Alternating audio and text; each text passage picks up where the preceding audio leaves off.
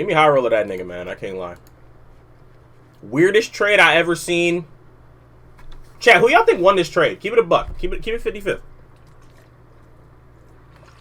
I don't think it's fair to say who won the trade yet, because you don't know how Ben Simmons being in a new environment is going to impact him, because his mental health was all fucked up being on the Sixers. Harden's hamstring is fucking ramen noodles at this point. We'll see. Y'all think the Nets won? Really? Good morning, Daddy. Morning, bro. Y'all really think that the Nets won? Let's see what Jim Jam has to say. Well, it happened. I cannot believe it actually happened. Ben Simmons. I didn't think it was going to happen. I'm going to be honest. Sixers. And just 13 months into his time with the Nets, I think they both got what they wanted, because if Harden wasn't playing, and if what's his name wasn't playing, history has quickly became a cautionary tale for the rest of the league, and the era of the super team is coming to an end. Nets gon' be so fire now. Ben Simmons revenge Archie going to fuck up Sixers. He will be a 20/11/8 player with poor defense. He also changed his number to 10, so now he Ben 10. I don't know, man. I don't know. It depends, man. The fact that they only played 16 games together is crazy. Today's video is sponsored by DraftKings, the official sports betting partner of the NFL. The Gritty! I gotta skip this, though. I'm a gambling addict. My friends. DraftKings that is poggers, though. Is offering 56-1. What up, Hefty? I'm doing good, bro. How are you? All right, let's lock in. Kevin Durant, Kyrie Irving, and James Harden would all be on the same team. I wouldn't believe you. I would not believe that other teams would allow this cheat code of a team to even happen. Now, if you told me that Kevin Durant, Kyrie Irving, and James Harden would all be on the same team and that they would never win a championship, I would assume that the entire league folded and ceased to exist in the middle of their title run. That would be the Kyrie really got gray hair. That's crazy. A team this overpowered isn't even supposed to exist. Nobody can compete with this. And yet, after a season and a half, non-stop rumors, and unfulfilled potential, this Nets trio is already a thing of the past, with absolutely nothing to show for it. Is this the biggest what-if team ever, chat? Is this the biggest what-if team ever? I think it's up there. Of course, you know, you can do what-ifs like, what if this player got traded? I'm talking teams that played together and never amounted to anything. This is probably number one. Has to be, right? That Lakers team with Steve Nash, Dwight, and Kobe is a big what-if, but they were garbage. What else?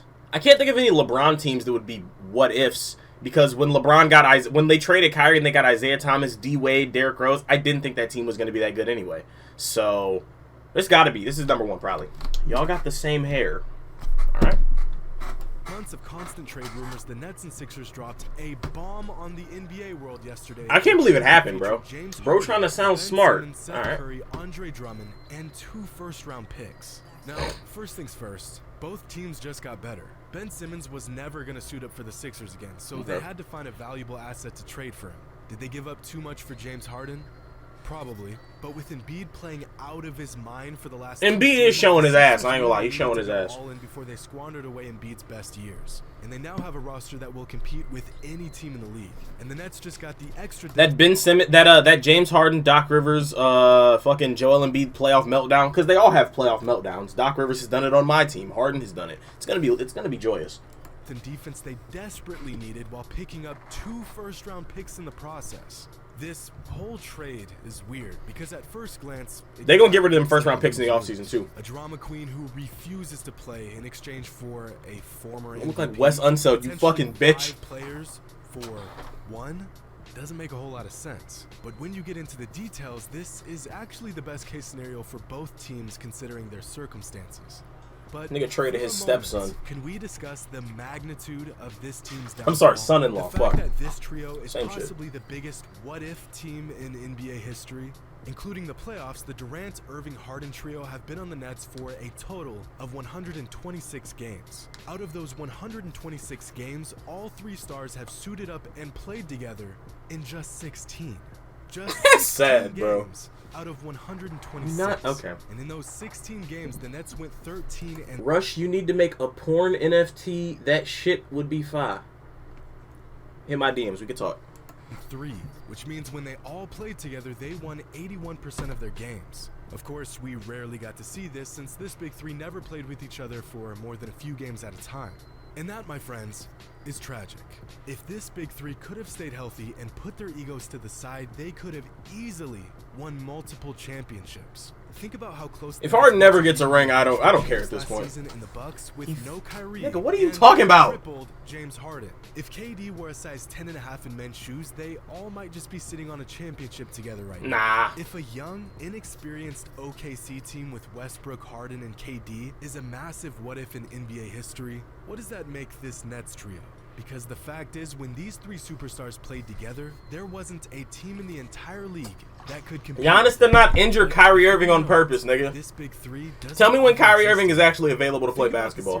When? That led to this moment. Ben Simmons passes up on an easy basket. Doc Rivers publicly doubts him in front of millions. Simmons is pissed and refuses to play the following season, and he's now available to trade. James Harden goes down with an injury in the playoffs. Say what you want about Ben Simmons. He's still a pretty handsome guy. On the three-point line, and the Bucks win the series. The Nets have to regroup the following season, but they can't because Kyrie is sitting out every single game. James Harden is annoyed by this, and he wants out of Brooklyn. Kevin Durant gets injured in the middle of an MVP caliber season, and now the Nets are really in trouble. And the Sixers capitalize on this opportunity by trading one disgruntled. He got one of the cleanest bald heads I ever seen. I love Stephen A. Smith, but he might need to go bald too. That's crazy. His bald head shiny than a motherfucker, and she fine as hell.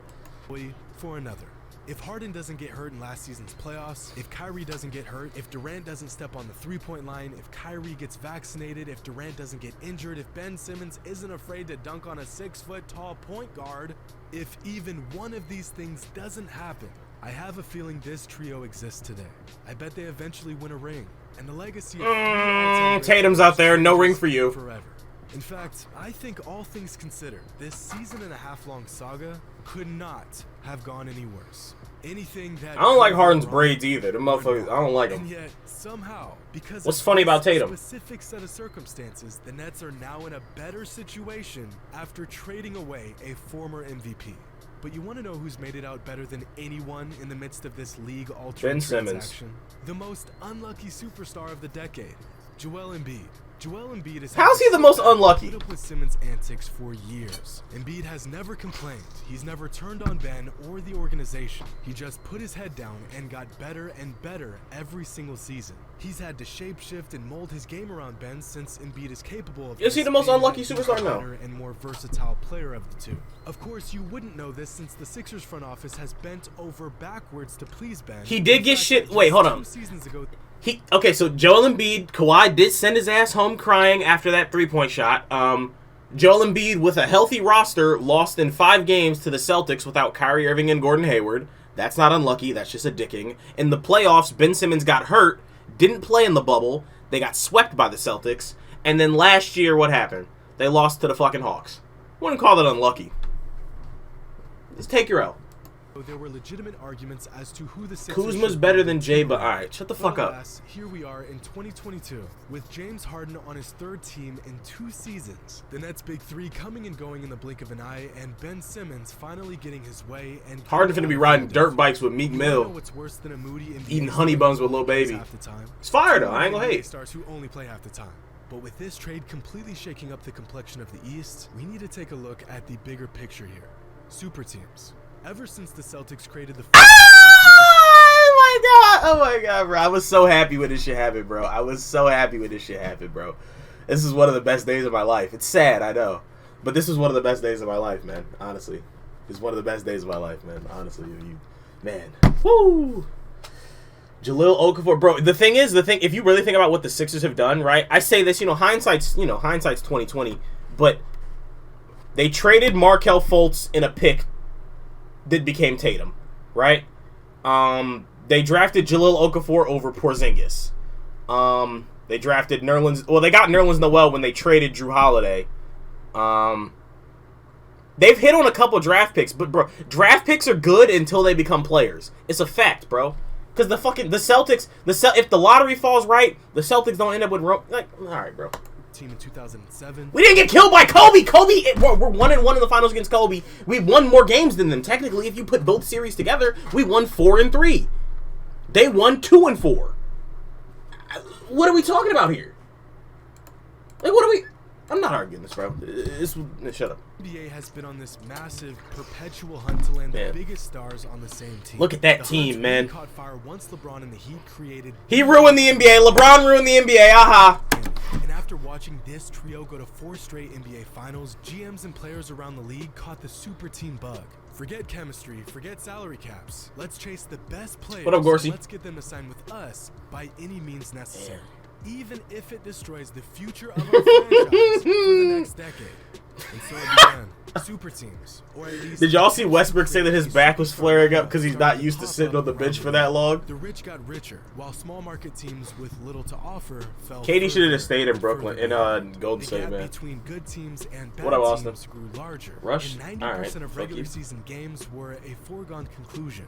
The playoffs were in an even worse state. The first round became a Schmurda. graveyard for teams who were blissfully ignorant enough to think they even had a chance. And we all just sat around waiting for the finals matchup that we saw coming before the season even began. And then just a decade after the super team era began, we met the super team of all super teams. The already insanely great Golden State Warriors. That was a good day, signed too, I'm not Durant, gonna lie. and the league pretty much Call me a dick sucker. I don't care. I was happy when Katie went to the Warriors because I like Steph. I was a Steph fan. I wasn't mad. Take my penny. What up, Chris? I was happy. Kyrie is bro. I'm still contending that Kyrie's not better than Dame. You want to know why? Because when Dame's the only player on his team, or his team's not built to the right standards, Dame still got them to the playoffs. Dame still put up one of the best playoff performances I've seen in my life against the Nuggets last year on the road.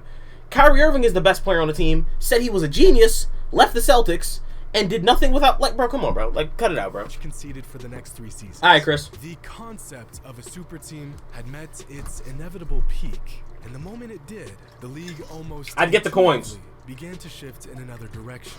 Out of nowhere, the Raptors with just one star player won the NBA title. The following season, the Lakers with an all-time great 1-2 punch won the championship. Bubble doesn't Last count. season, Giannis and the Bucks proved that a superstar with the right pieces Great around championship. him can win it all. The era of the super team is coming to an end, with player demands reaching an all-time high, huge injuries plaguing star players now more than ever before, and organizations being held hostage at the demands of superstars. The concept Is Harden of a super sucker? team has become nearly impossible Question. to maintain. If you look at the state that the NBA is in right now, all of the top teams have 1, maybe 2 all-star caliber players with a roster built around chemistry Where's Tatum? and skill sets and strengths and weaknesses and longevity. Bro, where's Tatum? After seeing countless teams chase big names only to implode and tank the next 5 years of their franchise in the process, The fuck is with this shit? absolutely nothing to show for it, organizations have changed the blueprints for building and nurturing a successful team. The downfall of the Nets' Big Three could be the nail in the super team coffin. 6 years ago, the Golden State Warriors set the golden standard, but that team was an anomaly. 4 stars. It's the all greatest willing team to ever. play their Niggas role, would not fussing dust about Jordan's it. old ass. Every single player doing whatever it Them takes to 72 win. and 8, We whatever. will never 72 and see another 9. team like that. The Raptors didn't 70 win their 72 and 10, championship, whatever. neither We did the dusting them Lakers, niggas. and neither did the Bucks. And I think the demise of this Nets Big Three might just be the demise of the super team in the NBA. We'll see. Hope you all enjoyed. And as always, until next time. Here's what we have to account for, guys, right? Some may say Harden's a sucker. Some may say this is all Kyrie's fault. Some may say Ben Simmons is a loser. But all them niggas is rich. So it is what it is. Fuck it. All them niggas is rich. I'm bored. Fuck it.